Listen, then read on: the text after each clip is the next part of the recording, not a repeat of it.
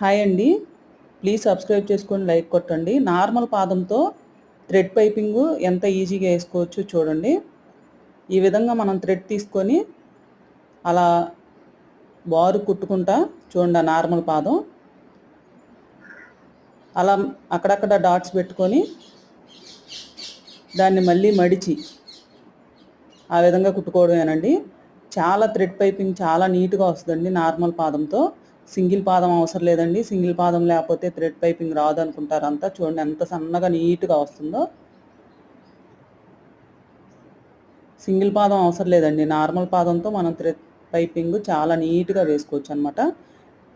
చాలామంది ఇప్పుడు హెమ్మింగ్ అవసరం లేదండి, డైరెక్ట్ కింద కూడా కుట్టేసేయండి అని అంటారండి కస్టమర్స్.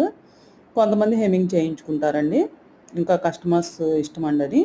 కానీ చూడండి ఎంత నీట్గా వచ్చిందో థ్రెడ్ పైపింగ్. ఇలా వేసుకోండి.